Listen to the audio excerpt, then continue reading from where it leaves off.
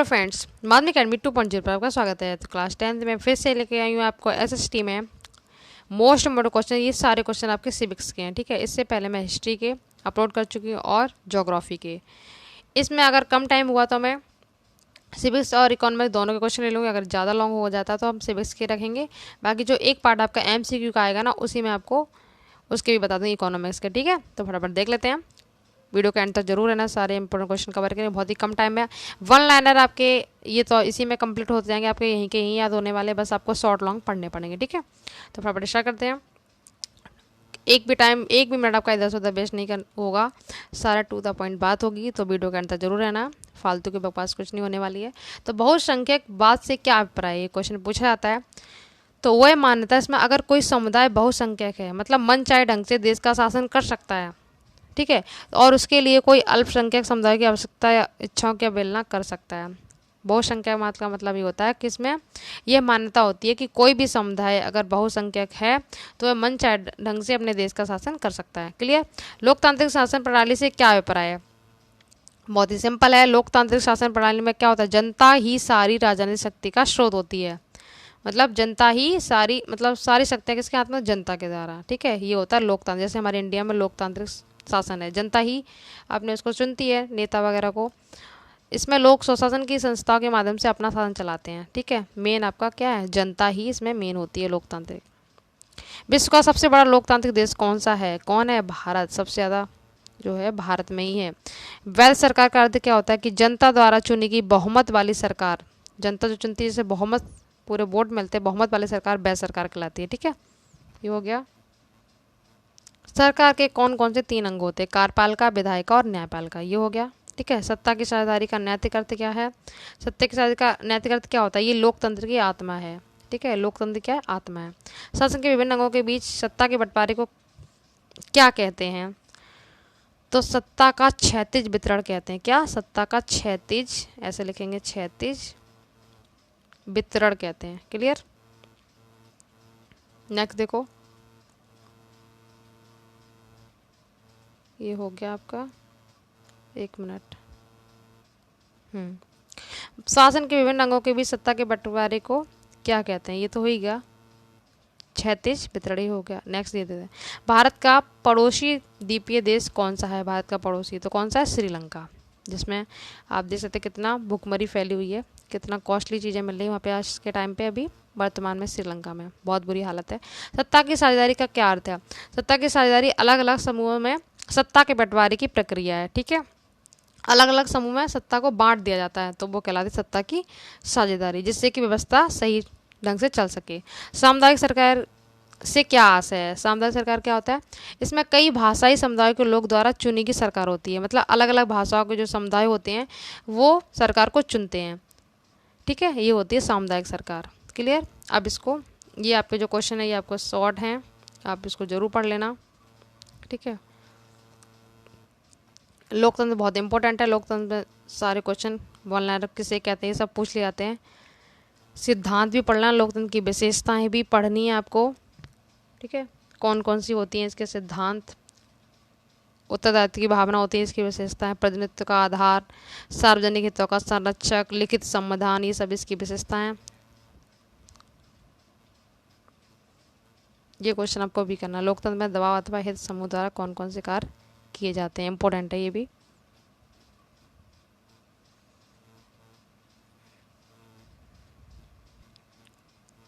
एक या आप लॉन्ग पढ़ लेना, आधुनिक लोकतांत्रिक व्यवस्था में सत्ता की साझेदारी के अलग अलग तरीके क्या हैं, ठीक है। चैप्टर 2 देख लेते हैं, संघवाद। संघवाद चैप्टर का नाम भी, इसके डेफिनेशन क्या है ये देख लो। संघवाद शासन की वह प्रणाली को कहते हैं, या वह प्रणाली कहलाती है जिसमें सत्ता का विभाजन केंद्रीय, ठीक है, केंद्रीय प्राधिकार और सरकार की इकाइयों के मध्य होता है, ठीक है। सरकार के जो अंग होते हैं और जो केंद्रीय प्राधिकार होते हैं उनके बीच में सत्ता का विभाजन होता है, वो कहलाता है संघवाद। संघीय शासन व्यवस्था के कोई 2 उद्देश्य लिखिए। देश की एकता और सुरक्षा को बनाए रखना, क्षेत्रीय विविधताओं का पूर्ण सम्मान देना, ठीक है। देश की एकता सुरक्षा को बनाए रखना और क्षेत्रीय विविधताओं को पूर्ण सम्मान देना। स्वतंत्रता प्राप्ति से पूर्व भारत में किस अधिनियम द्वारा संघात्मक व्यवस्था को लागू किया गया था?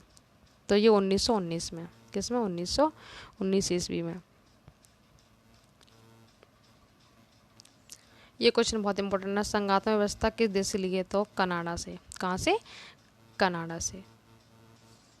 विश्व में आदर्श और मजबूत संघीय व्यवस्था किस देश में पाई जाती है? सबसे आदर्श और मजबूत तो ये पाई जाती है अमेरिका में, यूएसए। बहुत ही पावरफुल माना जाता है वैसे भी यूनाइटेड स्टेट ऑफ अमेरिका। संघात्मक राज्य की कोई एक परिभाषा बतानी है आपको। तो संघात्मक राज्य अनेक राज्यों के मेल से बना, ठीक है, अनेक राज्यों के मेल से बना एक संपन्न राज्य कहलाता है संघात्मक राज्य। विश्व के 2 संघात्मक राज्यों के नाम, एक अमेरिका एक भारत, यूएसए और इंडिया। समवर्ती सूची के 4 विषय बहुत पूछाते हैं, एग्जाम्पल दे देगा बताएगा इसमें समवर्ती सूची के बताओ, ठीक है। तो एक तो श्रमिकों का कल्याण, दूसरा कारखाने, तीसरा फौजदारी कानून और चौथा है आपका समाचार पत्र, ठीक है। ये हो गया आपके। और एक क्वेश्चन आता है भारत में कितने राज्य हैं? तो 28, ठीक है। और केंद्र शासित कितने होते हैं? 8 ही केंद्र शासित है और 28 राज्य हैं, ध्यान रखना इस बात को। ये इस चैप्टर के शॉर्ट है जो आपको थोड़ा सा इनको देख लेना, ठीक है, अंतर वगैरह। ये अंतर हो गया सत्ता के केंद्रीकरण की दृष्टि से 1992 के संविधान संशोधन के किन्हीं 4 बिंदुओं का उल्लेख करना है। क्या क्या हुआ था उसमें? एक तय पद महिलाओं को दिए थे, ये मेन था इसमें, ठीक है। इसको पढ़ लेना आप, ये सारे क्वेश्चंस, ये इम्पोर्टेंट है, ये भी इम्पोर्टेंट है विकेंद्रीकरण। संघात्मक शासन व्यवस्था के लिए उत्तरदायी कारक कौन से? भारत में केंद्रीय विषय पर संसद टिप्पणी लिखनी है, संघ सरकार, इसकी विधायी शक्ति इम्पोर्टेंट है ये क्वेश्चन, इसको पढ़ना है आपको। और एक ये वाला, ठीक है, ये इसका था चैप्टर है। सामाजिक विभिन्नता के 2 प्रमुख कारण बताइए। तो पहला कारण था धार्मिक आधार पर समाज का विभाजन करना, ठीक है। दूसरा था सांस्कृतिक विभिन्नताएं, ठीक है। धार्मिक आधार पर समाज का विभाजन, सांस्कृतिक विभिन्नताएं। भारत में सामाजिक विभाजन का आधार क्या था, ये पूछा है। इसमें भी आप यही 2 पॉइंट डालेंगे जो मैंने अभी आपको बताया था, धार्मिक आधार और सांस्कृतिक विभिन्नताओं के कारण सामाजिक विभाजन। नागरिक अधिकार आंदोलन किस देश से प्रारंभ किया गया था? तो ये किया गया था यूएसए से, ठीक है, अमेरिका से। सन 1968 में ओलंपिक मुकाबले कहाँ हुए थे? ऐसे भी क्वेश्चन पूछ लिया था। ये मैक्सिको सिटी में हुए थे। कहाँ पे? मैक्सिको, ठीक है, मैक्सिको।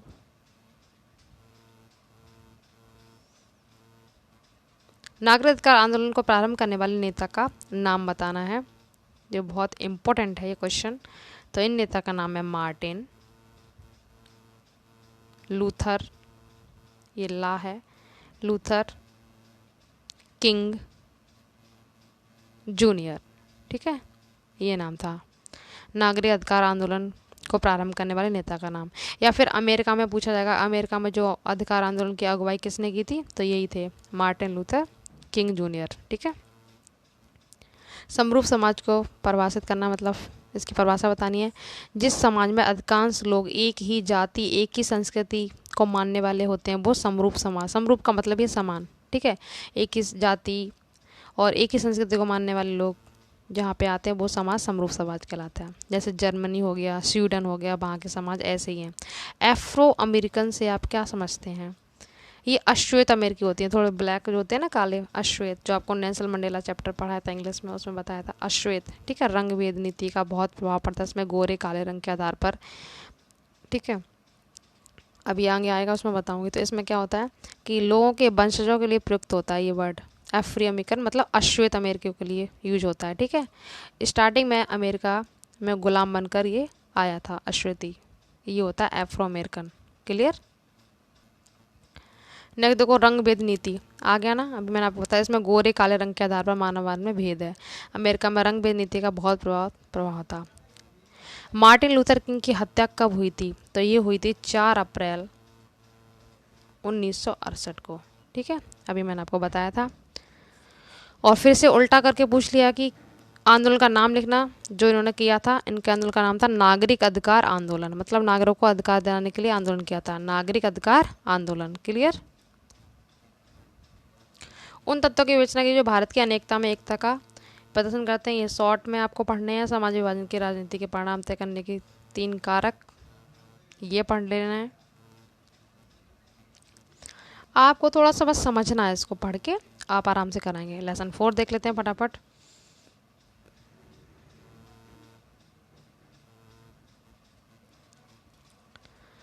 चैप्टर इंपॉर्टेंट है जाति धर्म, ठीक है, इसके बारे में बताएगा। यदि सत्तारूढ़ दल धर्म को शासन का अधिकार मानता है तो इससे क्या हानि होगी, 2 तर्क बताने हैं। इससे क्या होगी, 2 तर्क सुन लो ना। सामाजिक सद्भाव नष्ट हो जाएगा, ठीक है, धार्मिक कट्टरता का वातावरण तैयार होगा, तनाव की स्थिति पैदा होगी, ये सब होंगे, ठीक है। नारीवादी आंदोलन से क्या मतलब है, दुनिया में अलग अलग भागों में महिलाओं ने अपने संगठन बना रखे हैं, ठीक है, और बराबर का अधिकार प्राप्त करने के लिए उन्होंने बहुत सारे आंदोलन भी किए थे। इन आंदोलनों में महिलाओं ने राजनीतिक वैधानिक दर्जों को ऊंचा उठाया था, ठीक है। इन्हीं आंदोलनों में नारीवादी आंदोलन कहा गया, मतलब नारी ने अपने अधिकार के लिए जो आंदोलन किए थे वो नारीवादी आंदोलन कहलाते हैं, ठीक है। श्रम के लैंगिक विभाजन से क्या तात्पर्य है, इसमें क्या होता है, घर के कार्य से खाना बनाना, कपड़े धोना, सफाई करना, ये सारी महिलाएं करती हैं, और जो फीमेल मतलब मेल होते हैं वो घर के बाहर के काम जैसे नौकरी करना, होटल में कार्य करना। तो ये बाहर मतलब क्या हो गया, लैंगिक विभाजन हो गया ना कामों का, कि महिलाएं घर का काम करेंगी, जो जेंट्स होंगे बाहर का करेंगे, तो ये आपका कहलाता है, ठीक है, श्रम का लैंगिक विभाजन। बहुत इंपॉर्टेंट है, धर्मनिरपेक्ष राष्ट्र किसे कहते हैं। यहाँ पर कोई राज्य के धर्म नहीं होता, धर्मनिरपेक्ष राष्ट्र में अनेक प्रकार के धर्म, ठीक है, वो शामिल होते हैं। धर्मनिरपेक्ष राष्ट्र किसे कहते हैं, ये वही है, इसमें कोई राजकीय धर्म नहीं होता। धर्मनिरपेक्ष राष्ट्र में अनेक प्रकार के धर्म सम्मिलित होते हैं। भारत में शिशु मृत्यु परिभाषित करनी है। इसमें क्या होता है कि आयु के प्रथम वर्ष में होने वाली शिशुओं की मृत्यु से होता है। शिशु मृत्यु दर किसे कहते हैं, भारत में जो होता है इसमें आयु के प्रथम वर्ष में जो मृत्यु होती है वो कहलाती है शिशु मृत्यु दर। क्लियर। ये क्या होता है, सर्वसम संवाद, ये तो आपको सुन के ही याद हो गए होंगे अब तक। इसको क्या कहते हैं, शासन सभी धर्मों के साथ समान बर्ताव करता है, समान, ठीक है, सभी के साथ समान बर्ताव करना। लोकतंत्र के लिए जातिवाद क्यों घातक है, 2 कारण देने हैं। तो इसमें क्या है, जातिवाद के कारण समाज में हिंसा को बढ़ावा मिलता है, ठीक है, और जातिवाद में योग व चरित्रवान व्यक्ति की हानि होती है और अयोग्य व्यक्तियों की पूजा होने लगती है। नेक्स्ट है सांप्रदायिकता लोकतंत्र के लिए घातक है, 2 कारण लिखिए। सांप्रदायिकता, यहाँ पे डंडा आएगा, ठीक है, तो आके मात्रा लगा लेना, यहाँ पे 2 कारण लिखना है। इसके क्या लिखेंगे आप, एक तो क्या होता है समुदाय, एक समुदाय के लोग दूसरे समुदाय के लोगों से दुश्मन जैसा व्यवहार करने लगते हैं, सत्यता मानते हैं, और इससे क्या होता है, दूसरा पॉइंट है कि लोकतंत्र के लिए खतरा बढ़ जाता है, ठीक है। ये सब आप लिख देना। ये शॉर्ट में है, भारत का धर्मनिरपेक्ष देश क्यों मानते हैं, सभी धर्म को मानने वाले हैं ना, इसमें ऐसा तो नहीं कि एक ही धर्म के हैं, इसीलिए तो मानते हैं धर्मनिरपेक्ष। अभी डेफिनेशन भी आई थी, ये आपको पढ़ लेने, जाति पे क्या होता है, ये सारे क्वेश्चंस। उसके बाद देख लेते हैं इसके लॉन्ग, ये दोनों लॉन्ग इसके इम्पोर्टेंट है, ठीक है, ये वाला लोकतंत्र तो बहुत ज़्यादा इम्पोर्टेंट है। लेसन 5 दे लेते हैं, चुनाव में चुनाव चिन्ह, यहाँ पे चिन्ह आएगा, ठीक है, चुनाव चिन्हों का क्या महत्व है। तो नॉर्मल सी बात है, चुनाव चिन्हों का क्या महत्व होता है, इसमें उम्मीदवार को आसानी से पहचान हो जाती है, ठीक है, कि किसका क्या है। बे उम्मीदवार को नाम को पढ़ नहीं सकते, जो मतलब कुछ बहुत से लोग होते हैं अनपढ़ होते हैं जो वोट डालने लाते, तो उनको क्या होता है वो चिन्ह देख के पहचान लेते हैं, ठीक है, पढ़े लिखे नहीं होते, उसमें हेल्प होती है उनको पहचानने में। बहुत बुजुर्ग लोग आपने देखे हैं जो वोट डालने जाते हैं, अब पढ़ लिखे तो होते नहीं, तो वो चिन्ह देख के पहचान लेते हैं, इससे हेल्प हो जाती है, ठीक है। नेक्स्ट है चुनाव घोषणा पत्र क्या होता है, इसकी उपयोगिता क्या है। इसमें क्या होता है कि ऐसा पत्र जिसमें चुनाव के समय विभिन्न राजनीतिक दलों द्वारा घोषित किए जाते हैं कि हम ये करेंगे, आगे चल के वो करेंगे, हमारी सरकार बनेगी तो ये करेंगे, आपने सुना होगा, ये सब होता है। उपयोगिता क्या होता है, इससे पता चलता है कि किस दल की आंतरिक और बाहरी कार्य नीतियाँ, मतलब वो क्या क्या करेगा आगे चुनाव के बाद, चुनाव घोषणा पत्र के अनुसार कार्य करने के लिए जनता सरकार पर दबाव डालती है, ये सब इसमें होते हैं अगर वो काम नहीं करते सरकार तो। सार्वभौमिक वैश्य मताधिकार से क्या तात्पर्य है, इसमें सभी धर्म, संप्रदाय, लिंग, शिष्य वर्ग कोई भी भेदभाव नहीं होता है, ठीक है, बराबर का अधिकार दिया जाता है, वो कहलाता है सार्वभौमिक वैश्य मताधिकार। नेक्स्ट है नेपाल में जन आंदोलन कब शुरू हुआ था, इसका उद्देश्य क्या है, इसकी डेट इंपॉर्टेंट है, 2006 में हुआ था, और इसका मुख्य उद्देश्य क्या था, राजतंत्र के स्थान पर लोकतंत्र की स्थापना करना, लोकतंत्र की स्थापना करना हुआ था, और ये सफल भी हुआ था, ठीक है, आंदोलन 2006 में हुआ था। नेक्स्ट है नेपाल में लोकतांत्रिक शासन कैसे प्रारंभ हुआ, संक्षेप में आपको शॉर्ट में कर देना इसको, ये पढ़ लेने हैं आपको, बस रीडिंग मार लेना थोड़ी सी। लोकतंत्र तो आपको छोड़ना ही नहीं है सारा। देखो मोस्ट इम्पोर्टेंट क्वेश्चन आ गया आपका लोकतंत्र, इसकी विशेषताएं, सिद्धांत बहुत ज़्यादा पूछे जाते हैं, ठीक है। पूरा चैप्टर ही है लोकतंत्र की परिभाषा।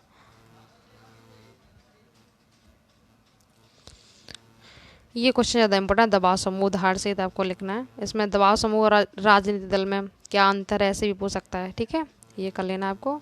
दबाव समूह देखो आप लॉन्ग में भी देख सकते हैं। फिर आपका ये 7 चैप्टर है। इसके बाद एक चैप्टर और है बस, नागरिकों की लोकतंत्र से क्या आशाएं, किन्हीं 4 का उल्लेख करना है, ठीक है। इसमें है पहला पॉइंट, राजनीतिक गतिविधियों में सहभागिता, संतुलित विकास, कमजोर पिछड़े वर्ग का उत्थान या कल्याण करना, जीवन यापन को सुखद बनाना, ये हो गया।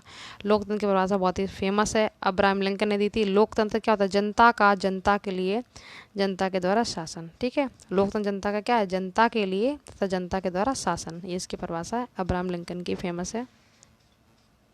नेक्स्ट है, कौन सी शासन व्यवस्था सामान्यतः बेहतर मानी जाती है, तो लोकतांत्रिक है ये, लोकतांत्रिक शासन व्यवस्था, ठीक है। किस प्रकार की शासन व्यवस्था में कायदे कानून द्वारा शासन देखने को मिलता है, तो लोकतांत्रिक जो होती है वही शासन व्यवस्था है, लोकतांत्रिक शासन व्यवस्था। इसका आंसर यही हो जाएगा। इसमें लोकतंत्र लिख देना, इसमें लोकतांत्रिक का, ठीक है, इस तरह से हो जाएगा। इसमें आ कन्फ्यूज मत होना, इसमें लोकतंत्र हो जाएगा और इसमें लोकतंत्रात्मक, ठीक है, लोकतंत्रात्मक, ये हो गया।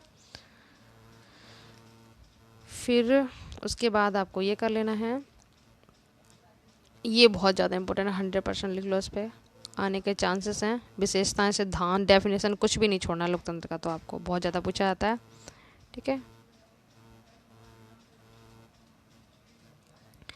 ये आ गया आपका लास्ट चैप्टर है इसका, सिविक्स का, लोकतंत्र की चुनौतियाँ। और चुनौती ही से पहले क्वेश्चन उठाया गया इसमें, 2020 में आया भी है। 2 चुनौतियाँ इसकी बहुत फेमस है, सांप्रदायिकता, ठीक है,